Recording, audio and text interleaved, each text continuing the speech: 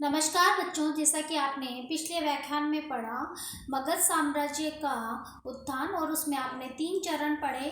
पहला हर्यक वंश, फिर नागवंश और तीसरा नंदवंश। आज आप पढ़ेंगे भारत पर वैदेशिक आक्रमण ईरानी तथा यूनानी, यानी भारत पे जितने भी विदेशी आक्रमण हुए उसमें यूनानी और ईरानी प्रमुख हैं।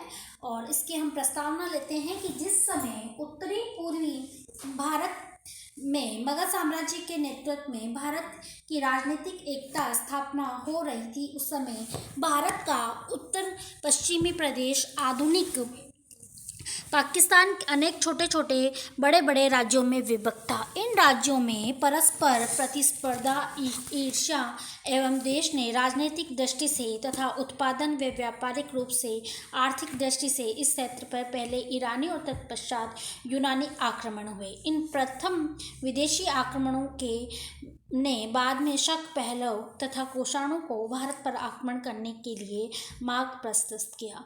वैसे 6ठी शती ईसा पूर्व से 4ठी सदी ईसा पूर्व का भारतीय इतिहास धार्मिक एवं राजनीतिक काल का था, जिसमें कि धर्म सुधार आंदोलन सहित समाज में जाति भेद के प्रति क्रांति, जन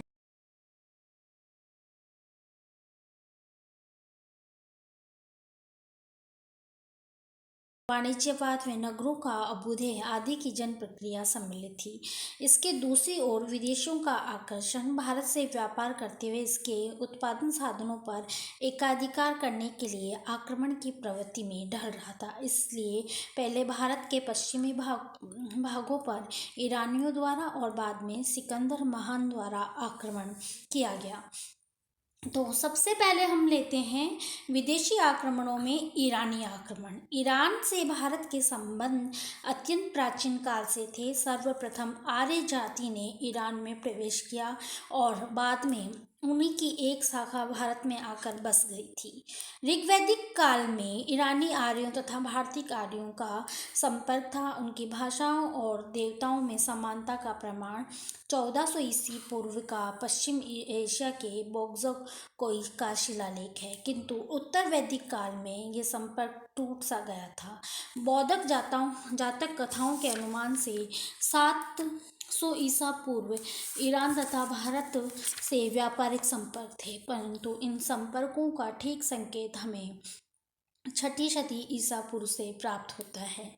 इनके बारे में यूनानी विद्वान हेरोडोटस, स्ट्रैबी, एरिमन आदि बतलाते हैं। इन साक्ष्यों के आधार पर विदित होता है कि ईरानियों से भारत का प्रथम राजनीतिक संबंध ईरान के महान शासक साइरस प्रथम के समय हुआ था। तो हम पहला लेते हैं साइरस प्रथम। साइरस जो प्रथम था वो हकमनी साम्राज्य का निर्माता था। साइरस प्रथम अनेक राजनीतिक उपलब्धियां उसने प्राप्त कर रखी थी और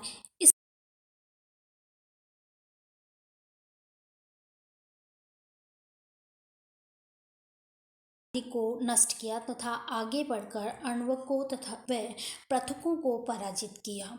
उसके बाद साइरस का पुत्र और उत्तराधिकारी कैम्ब्रिसिस ने अपने साम्राज्य की आंतरिक समस्याओं के कारण वो भारत की ओर ध्यान नहीं दे सका। फिर उसके बाद उस साइरस के बाद डेरियस प्रथम, तो डेरियस जो प्रथम था वो कैम्ब्रिसिस के उत्तराधिकारी डेरियस प्रथम ने 518 ईस्वी पूर्व के लगभग साइक्लस के नेतृत्व में जलबेड़ा सिंधु नदी में भेजा। इसने उत्तरी और पश्चिमी पंजाब को जीतकर सिंधु नदी तक अपने हकमनी साम्राज्य का विस्तार किया। उसके बाद है वो श्रेयास है, तो डेरियस द्वारा विजित भारतीय प्रदेश उसके उत्तराधिकारी श्रेयास के शासनकाल में उसके अधीन बने रहे। इसकी पुष्टि इस बात में होती है। श्रेयास के उत्तराधिकारियों के काल में हकमनी साम्राज्य का पतन होने लगा। फिर भी 330 ईसा पूर्व तक भारतीय सीमांत प्रदेश पर उसके उत्तराधिकारियों का अधिकार बना रहा। डेरियस तृतीय को यूनान के महत्वाकांक्षी शासक एवं महान विजेता सिकंदर ने 330 ईसा पूर्व जब गोगामेला के युद्ध में परास्त कर दिया, तो हकमनी साम्राज्य के साथ साथ भारत में ईरानियों का राजनीतिक प्रभाव नष्ट हुआ। उसके बाद ये हम देखते हैं कि ईरानी शासन का भारत पर क्या प्रभाव रहा।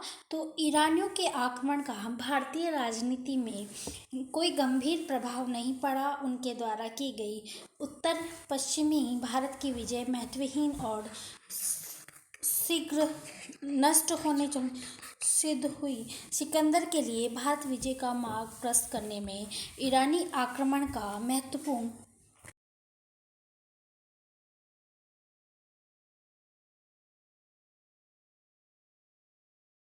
मार्ग था। इससे यूनानी आक्रमण के पश्चात भी ईरानियों और भारतीयों के सांस्कृतिक और व्यापारिक संबंध रहे तथा भारत का पश्चिमी एशिया के साथ संपर्क बना रहा। स्थल मार्ग के अतिरिक्त जल मार्ग से भी भारत और ईरान के संबंध कायम रहे।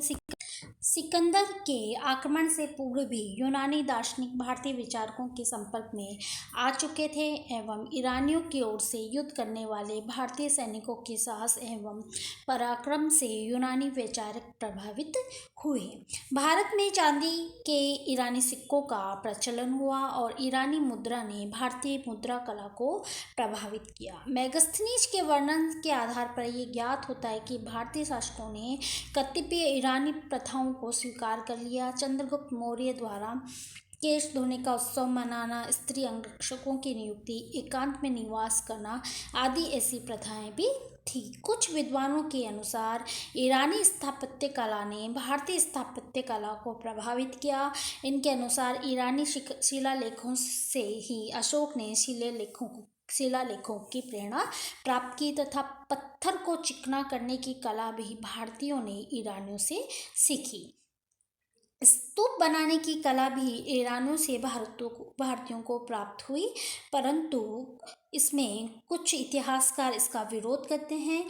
बी हैवल इस मत को अस्वीकार करते हुए ये सिद्ध करते हैं कि स्तंभ आकृतियां घंटे न होकर उल्टे हुए कमल के फूल हैं जो आत्मा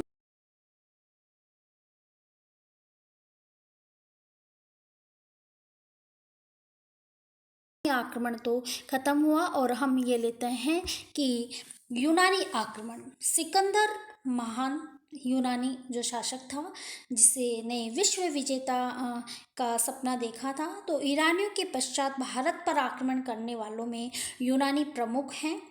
वैसे थर्मोपोली के युद्ध में भारतीय सैनिक कौशल का परिचय यूनानियों को हो चुका था। दर्शन के क्षेत्र में एक भारतीय ने 399 ईसा पूर्व एथेंस में सुकरात से भेंट कर उससे दार्शनिक विचार विमर्श किया। इसके पश्चात भी यदा कदा विचारों का आदान प्रदान चलता रहा, किंतु भारत का यूनान से सही अर्थों में संपर्क नोट कर ले बच्चों आप।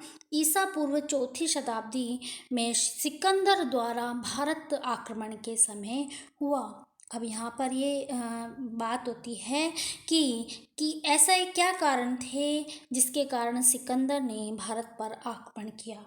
तो पहले हम ये जानते हैं, आप प्रथम वर्ष द्वितीय वर्ष और तृतीय वर्ष तक प्रथम वर्ष के जो विद्यार्थी हैं आप, तो आप ये मान लें कि यहाँ की राजनीतिक जो एकता में अभाव था उसका परिलाभ उठाया किसने?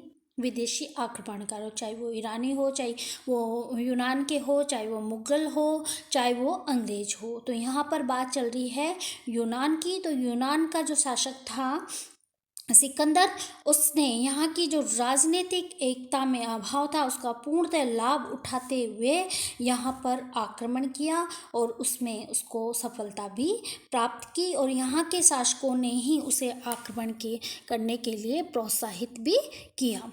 अब हम यहाँ पर देखते हैं कि जो सिकंदर के आक्रमण के समय में अधिकांश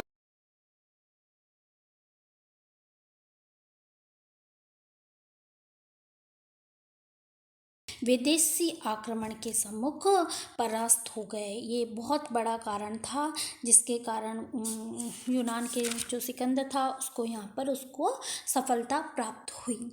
अब यहाँ पर एक युद्ध है और जो महत्वपूर्ण है वो है तक्षशिला में अम्बी के आतिथ्य में रहते हुए सिकंदर ने केके प्रदेश के शासक पोरस को अपनी अधीनता स्वीकार करने के लिए कहलाया, किंतु पोरस द्वारा उसके प्रस्ताव को ठुकराए जाने के कारण सिकंदर उसे दंड देने झेलम नदी की ओर बढ़ा। पोरस भी सचेत था अतः उसने झेलम के दूसरे किनारे पर अपनी सेना का जमाव किया। पोरस की 50,000 पैदल, 3,000 घुड़सवार, 10,000 रथ तथा 130 हाथी की विशाल सेना व नदी की बाढ़ के कारण सिकंदर का साहस नहीं हुआ वह उस स्थान से नदी को पार करे, इसलिए 11,000 चुने हुए सैनिकों को साथ लगकर नदी के किनारे किनारे 16 मील तक सिकंदर बढ़ा और रात के अंधेरे में जबकि मूसलाधार वर्षा व तूफान ने पोरस की सतर्कता स्थिर कर दी तो उसने झेलम को पार किया। शेष सेना को उसने राग रंग के आदेश दिए ताकि पोरस को भ्रम बना रहे इसी समय आक्रमण नहीं हो सकता। सिकंदर द्वारा झेलम पार करने का संदेश जो ही पोरस को मिला तो ही उसने अपने पुत्र के नेतृत्व में सेना की एक टुकड़ी को सिकंदर का मार्ग रोकने के लिए भेजा। इस युद्ध में पोरस के पुत्र सहित पोरस के 4,000 सैनिक मारे गए, किंतु मरने से पूर्व पोरस के पुत्र ने सिकंदर के स्कंद को हिलाकर तथा उसके प्रिय घोड़े बुकाफेला को मारकर उसे भारतीय पोरस से अवगत करा दिया। इसी मध्य पोरस भी आगे बढ़ा। कर्टियर्स ने लिखा है, सामने हथियों की दीवार के पीछे पैदल सैनिक का जमाव कर पोरस ने दोनों ओर घुड़सवार तथा उनके आगे रथ खड़े कर दिए। इस कड़ी के मैदान में पोरस की सेना देखकर सिकंदर के मुख से यही वाक्य निकल पड़ा, आज अपने सामने मेरे साहस को चुनौती देने वाला खतरा देख रहा हूँ। ये संघर्ष जंगली जानवरों और असाधारण पोरस के विरुद्ध है। दोनों पक्षों में घमासान युद्ध हुआ और युद्ध में पोरस ने सिकंदर का वीरतापूर्वक सामना किया, परंतु पोरस की सेना ने रथ वर्षा के कारण कीचड़ में फंस जाने और धनुधारियों के धनुष जमीन से फिसलने के कारण पोरस पराजित हुआ। पोरस के 9 घातक घाव लगे हुए और वे मूर्छित होने तक लड़ता रहा। मूर्छित पोरस को बंदी बनाकर सिकंदर के सम्मुख लाया गया। सिकंदर ने उसके साथ बर्ताव का मार्ग पूछा, जिस पर पोरस ने गर्व के साथ कहा कि जैसा एक राजा दूसरे राजा के साथ बर्ताव करता है। कहते हैं पोरस की इस निर्भीकता से सिकंदर बहुत प्रभावित हुआ और उसने न केवल पोरस को उसका राज्य लौटाया बल्कि उस व्यास नदी तक जीते हुए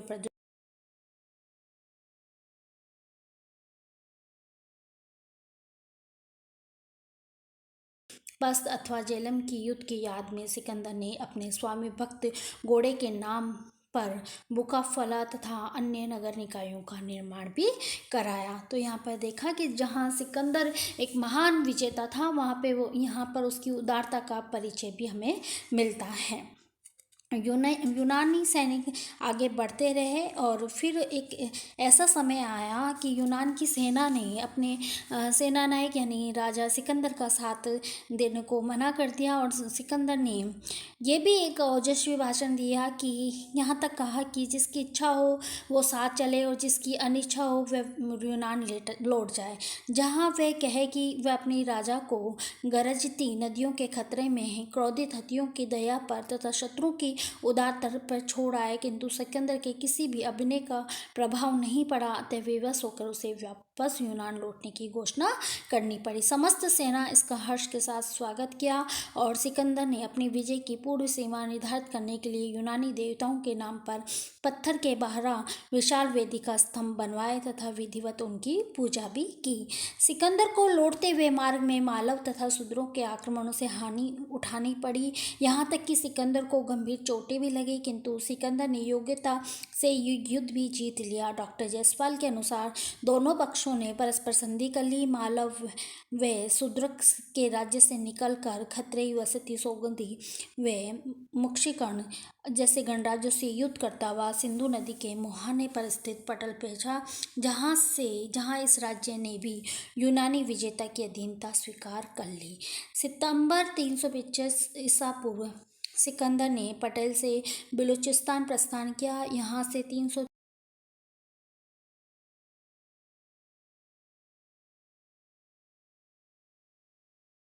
होतोसाक के फलस्वरूप सिकंदर बहुत थक गया था अतः वह बीमार रहने लगा तथा 320 ईसा पूर्व मात्र 32 वर्ष की अल्पायु में इस महान विजेता की बेबीलोन में मृत्यु हो गई। तो यहाँ पर देखा आपने कि एक महत्वपूर्ण शासक, एक महत्वपूर्ण विजयी प्रतापी शासक सिकंदर का यहाँ अंत होता है। अब ये बात आती है कि जैसा आपने पढ़ा कि ईरानी से भारत आक्रमण से भारत पर क्या प्रभाव पड़ा, वैसे यूनानी आक्रमण से भारत पर क्या प्रभाव पड़ा। तो इसमें विद्वानों में वैचारिक मतभेद है।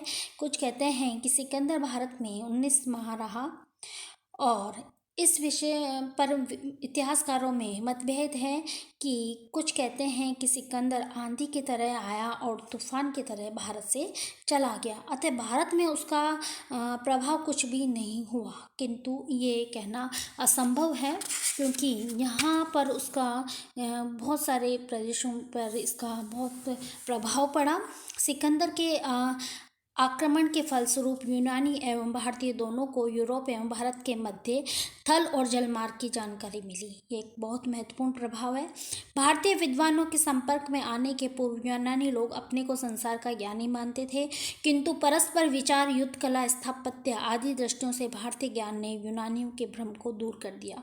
प्रोफेसर रोमिला थापर के अनुसार सिकंदर के आक्रमण का सर्वाधिक उल्लेखनीय प्रभाव न केवल राजनीतिक था, सैनिक था, अपितु भारत एवं यूनानी ज्ञान का आदान प्रदान भी था।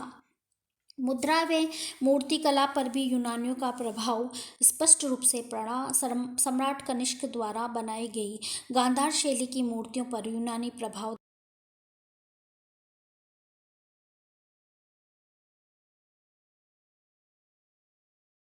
राजनीतिक दृष्टि से इसे नगण्य मान लिया जाए। धन्यवाद बच्चों।